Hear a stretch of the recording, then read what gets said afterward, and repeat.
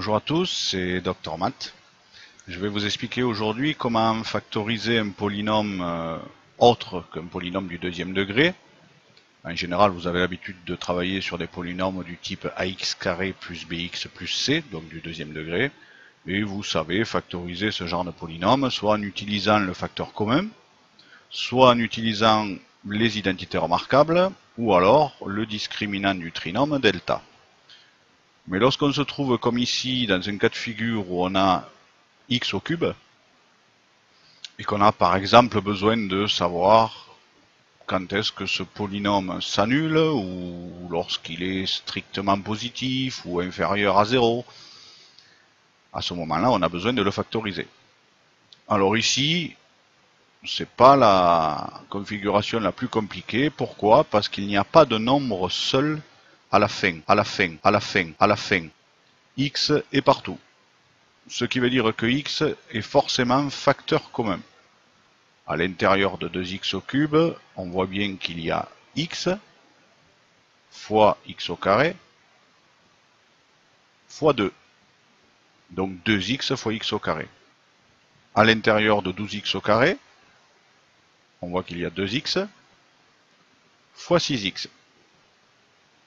Et à l'intérieur de 18x, eh bien, il y a 2x fois 9.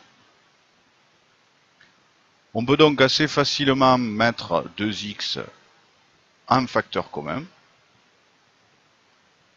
Qu'est-ce qu'il reste à l'intérieur? Tout simplement les trois parties qui ne sont pas concernées par le 2x, qui sont juste multipliées par lui. Donc x au carré. Attention de ne pas oublier le moins de moins 6x et plus 9, puisqu'on avait 18x.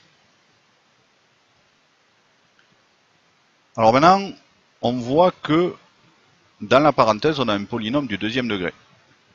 On peut continuer donc la factorisation en utilisant soit, pas le facteur commun, parce que 9 ne contient pas de x, donc on ne peut pas factoriser par x, vu que le 9 n'en contient pas. Il nous reste soit une des trois identités remarquables, soit delta, le discriminant du trinôme. Ici, pas la peine de faire delta, c'est un petit peu long, pour pas grand chose. Il suffit tout simplement d'utiliser la deuxième identité remarquable.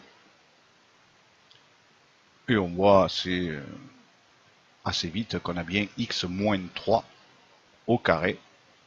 Donc on a 2x facteur de x moins 3 au carré.